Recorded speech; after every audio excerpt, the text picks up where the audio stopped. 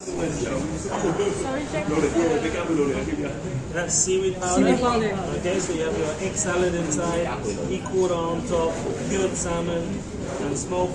And then underneath the leaf here, you have a little bit of yuzu jelly, so you get the tartness from the yuzu jelly to go with it. So people, when they have the combination of egg salad, the smoked salmon, the e-quarter, it's got a nice combination to go with it. You've got creaminess with this, a little bit of tartness to go with it. And then you've got the seaweed powder that adds on a depth of umami to it, so it's nice Black combination. wrap is seaweed, right? Seaweed, Yeah, seaweed. like the nori you make for the Japanese maki rolls and stuff like that, we just roll it and deep fry it.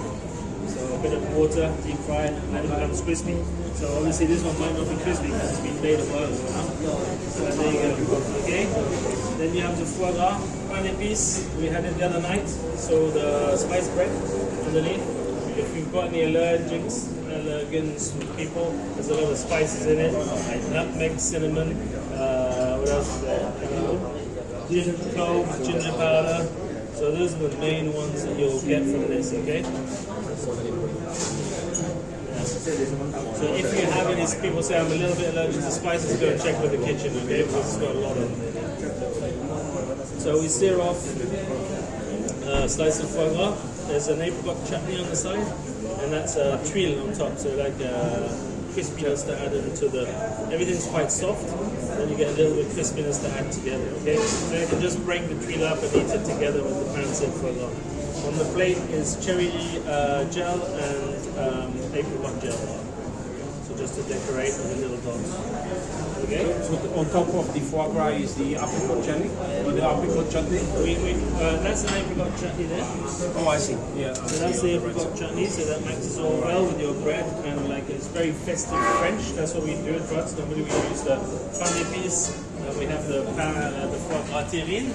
But we didn't want another cold dish, we wanted something warm, so people can have something a little warm in between, because that's cold, warm.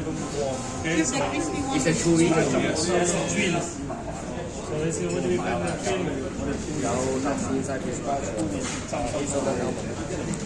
So that's trio hazelnut, pistachio, almonds, inside like a sugar base. There's a caramel base.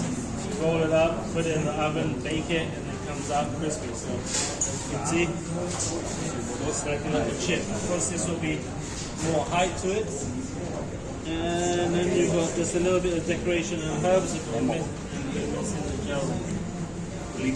Okay? If any guest like a nut allergy, can we remove the sweetie like methanol, or we don't recommend them? We recommend them to follow these. If any guest insist to have You don't need to remove it. You just tell them they can take it off and put it on the side, I suggest you not to eat the tree, put it on the side. Even if they're really allergic to nuts, then I would say to choose something else, because you've got a lot of stuff. If you've got people that have celiac disease, if you have a shop that's been dealing with anything with spices, generally they have all the nuts next to it, you know what I mean? So spices and nuts, and flowers and all of that, generally all in the same room. I wouldn't suggest to a client that they have a really bad disease called celiac disease, okay? Then we move on to the main courses. Have done everything here? Yeah. Sorry? Oh, no, sorry. No copy now, we're doing the main items that we haven't done before. So I'll move to the beef. That's the beef trio. So you've got three pieces, three purees. The moment is butternuts, yellow carrots, beetroot, and Avocado. watercress purees. Okay, then you've got a bone marrow reduction, if I can say for the moment. You need to add in stuff in it. There should be little pieces of truffle inside. Okay, so there'll be some dark elements inside, and that's bits of truffle. It's got bone marrow on top. Okay, there's a pomme. Underneath you have the pomme pavé, so that's the same as the layered potatoes, just so we make it thinner. And this is just deep fried the same way, so you got a nice little crisp to go with it at the same time. Lobster, let's do, you can do the monkfish. So for the mouthfish, it's the same fish, we just change the garnish and the sauce. So with this one, the basic sauce, we are using the Madeira wine. Okay, so Madeira wine, some vinegar inside. It's a kind of a bell bond, something like this, similar, but we put Madeira wine. For the garnish, we got some nardo. It's a kind of bacon from French. Bacon, peel onion, diced carrot, and some mushroom and chorizo artichoke. So just everything mixed together, saute, soft, put with the sauce. It's just with some parsley oil. That's it. Very rich in flavor. Yeah, it's very fish. The one before we serve is like kind of some of this. Yeah, so it's very rich. Fish or lobster tart actually. Should have a little bit of frisée.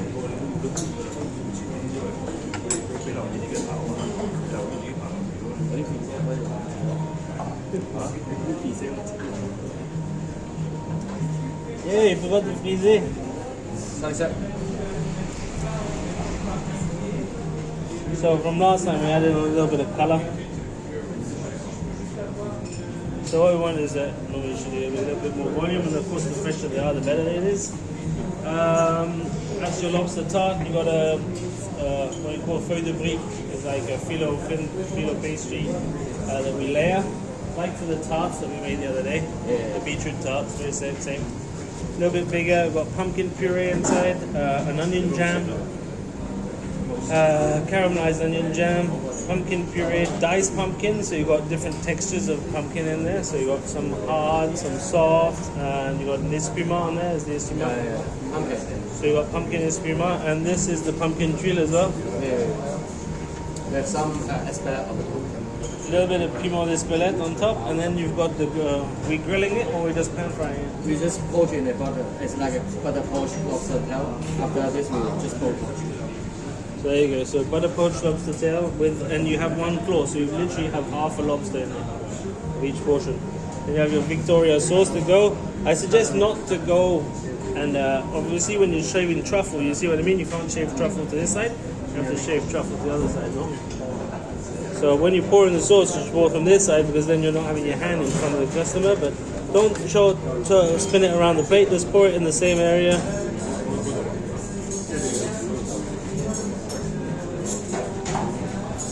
And it doesn't have to go all around, but because that's fronting the guest. You see what I mean? Oh, I see. The guests can see it. If you put too much, it gets too wet. So we can probably like count. You know, I haven't put all of that inside. So put a little bit more, but this is quite strong. And don't go around like that because, like I said earlier on, you make movement on the side of the plate, and then it doesn't look clean. Always pour it in the same area. So choose a position when you put your plate down, so it's easy for you to actually get in there. So if you have that piece of lobster coming out, you're not going to put it in front of you like that. You see what I mean? You're going to move it to the area where it's easy to pour. Pour it for you at an easy area. Don't touch the plate, of course, but there you go. Okay? So this 1 for 2 line. Suppose it is 1 time that we can put for 2. Well, we'll give you the right dosage, but we'll give a little bit less. We don't need to put too much. We'll actually measure it out so that you'll probably empty it on the plate. Just around that. When you get too far, you want a little bit left, because if you're too far in, don't throw it away then.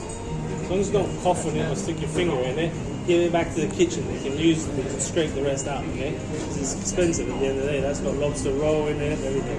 It's got a lot of lobster base inside of it, so it's got strong flavour. Okay? Then we got the pitivier that we've done, so that's the vegetarian version. So we've done a vegetarian pitivier because you're doing like it was more expensive at the beginning. I did put the menu price up.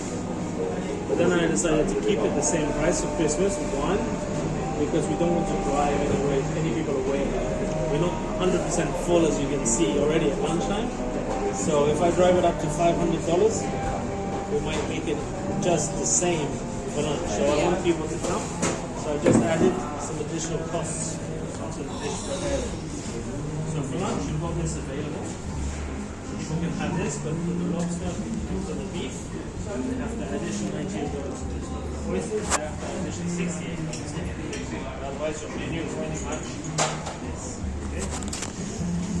Vegetable here is celery egg, mushroom duxelle, cabbage, envelope, so it's all kind of put inside some packaging.